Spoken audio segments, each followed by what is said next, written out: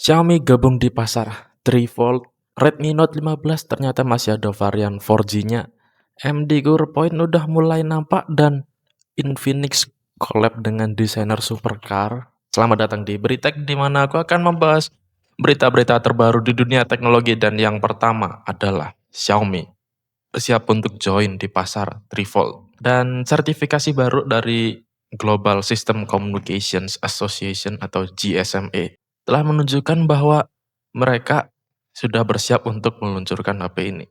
Di listing tersebut device-nya itu punya model number 2608 BPX34C. Sebelumnya udah ada listing paten dengan beberapa render dari HP-nya sendiri, tetapi selain itu masih minim sih informasinya.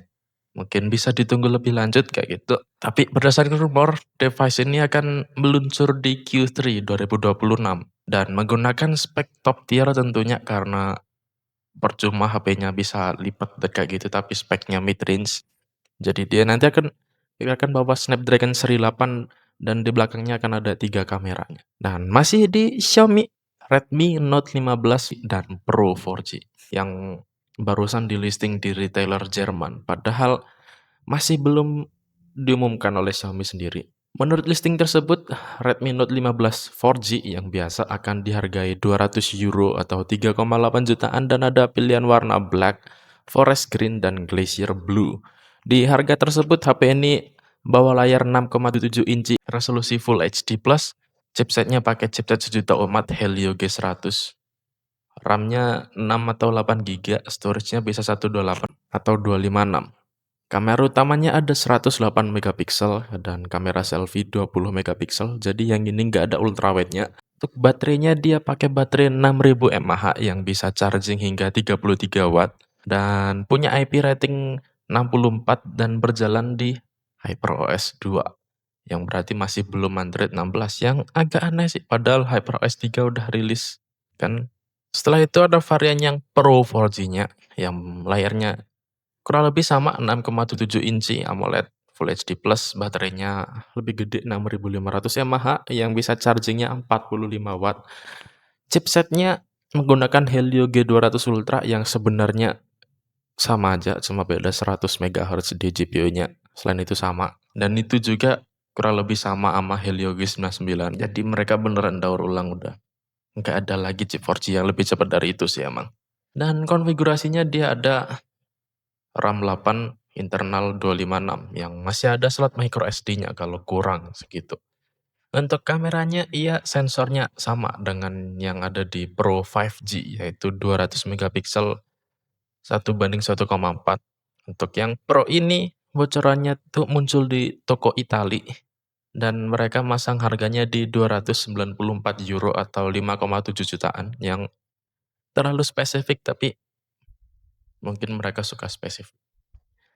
Dan perlu diingat lagi, harga Eropa emang biasanya lebih mahal daripada di sini. Yang lebih penting lagi, yang ini agak sus menurutku karena nggak ngira banget Xiaomi masih jual Redmi Note yang masih pakai 4G di tahun 2025, 2026. Mau dijual berapaan nanti? Nggak mungkin kan dijual 2 jutaan yang varian biasa itu. Kalau banyak HP 5G di harga 2 jutaan sekarang. Kalau harganya segitu, mending beli yang Redmi Note 14 saja. Yang generasi lalu pasti harganya udah turun. Soalnya nggak beda jauh juga speknya. Chipsetnya kurang lebih sama, Helio G99 sama G100 kayak gitu. Jadi nggak tahu ini bakal kayak gimana kalau emang beneran ada. Dan kita ke sesuatu yang kemungkinan besar emang ada dan rilisnya sebentar lagi itu ada AMD Gorgon Point yang speknya udah muncul. Bulan lalu udah ada bocoran dari HX 9470 yang dia intinya cuma naik dikit lah clock speed-nya dari 5,1 ke 5,25 GHz. Dan kini muncul yang varian non-HX dari Ryzen AI 5 hingga AI 9. Listing dari Crossmark menunjukkan Ryzen AI 5430 yang jumlah core-nya sama dengan yang dulu 4 core 8 thread tapi iGPU-nya upgrade dari 820M yang punya 2 compute unit doang ke 840M yang punya 4 CPU. Di atasnya ada AI 7450 dan AI 9465 yang kurang lebih sama. Dan untuk clock speed-nya sih selain dari seri AI 9HX470 tadi, yang naik sedikit, yang lain masih belum kelihatan karena di Crossmark ini mereka nggak melaporkan clock speed-nya. Jadi wajar aja peningkatannya dikit, ini cuma refresh dan basisnya masih Zen 5, nggak ada yang diubah selain clock speed nambah dikit palingan. Kalau mau beneran upgrade, sekalian nunggu Zen 6 aja yang di akhir tahun 2026 atau awal 2027 sekitar itu. Tapi seenggaknya untuk refresh ini varian yang bawah dapat upgrade sih di GPU-nya. Dan kalau bisa yang varian AI 3, emang ada AI 3. Dan kalau ada yang di bawah lagi, aku berharap bisa di-upgrade juga sih GPU-nya. Yang setara lah sama Ryzen AI 5. Biar gamer budget bisa main game yang agak berat dikit, walaupun masih kurang. Kita lanjut lagi, balik lagi ke HP. Ini adalah Infinix yang mereka resmi akan collab dengan rumah desain Italian Pininfarina. Ya, Pininfarina ini adalah ya itulah rumah desain buat pabrikan-pabrikan kecil, ecek-ecek kayak Ferrari atau Alfa Romeo gitu. Penjualannya itu lebih dikit dari BUMN Prancis yang kerjaannya mesinnya meleduk lah, banyak masalah kayak gitu. Dan timnya aja kalah sama perusahaan yang jual minuman loh. Padahal mereka nggak bikin mobil, tapi bisa finish di depan mereka. Emang ngecek sih pabrikan ini. Dan kalau lihat foto drivernya yang di F1 itu, rasanya kayak lihat mereka itu kayak mau bunuh diri aja. Oke, jadi Infinix ini kolaborasi dengan Pininfarina karena mereka ingin memposisikan brand-nya agar lebih kelihatan premium aja dengan desain dan estetik yang lebih high-end yang dibantu oleh Pininfarina tentunya. Dan ini akan direncanakan untuk HP Note 60 Ultra, jadi bukan yang flagship banget. Jadi bisa dilihat nanti gimana hasilnya. Karena walaupun Pininfarina ini pernah kerja bareng Ferrari atau Alfa Romeo, mereka juga masih punya desain yang perlu dipertanyakan loh. Dan kalau bisa jangan hardware-nya doang gitu yang di premiumin.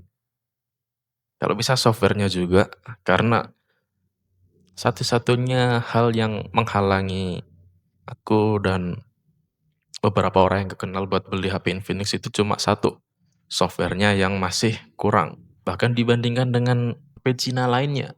Mereka tuh support-nya pendek ataupun banyak bug-nya kayak gitu. Jadi emang perlu dibenahi untuk bagian software-nya buat beneran bisa narik orang yang emang benar-benar peduli dengan user experience-nya. Tapi kalau teman-teman pakai HP Infinix atau semacamnya kayak dari Transsion Group gitu, terutama yang baru bisa di-komen di bawah experience-nya gimana pakai HP gitu. Oke, lalu selanjutnya ada OnePlus yang telah resmi meluncurkan OnePlus Ace 16T.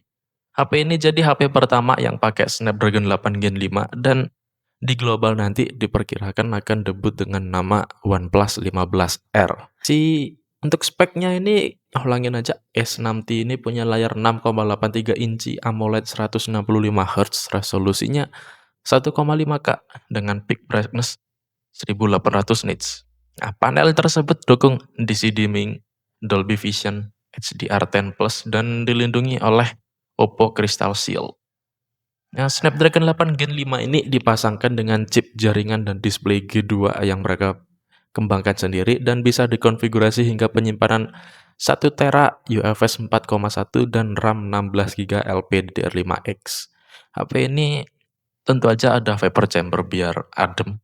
Dan OnePlus mengklaim bahwa HP ini support 165 fps di beberapa game dan 144 fps di Honor of Kings Hokmo.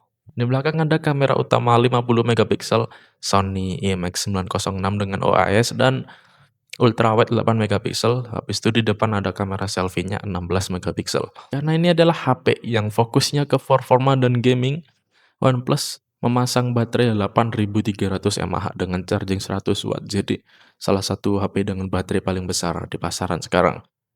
Habis itu spek lainnya itu ada in-display ultrasonic fingerprint, rating IP6869K, habis itu speaker stereo, sensor infrared, Bluetooth 6,0, USB-C yang masih 2.0, Wi-Fi 7, dan HP ini masih pakai ColorOS 16 yang basisnya Android 16. Nah, pilihan warnanya ada Phantom Green, Electric Purple, Flash Black, dan ada juga versi limited edition-nya Kamisato Ayaka dengan warna Snowy Blue dan box berisi collectible dan aksesoris.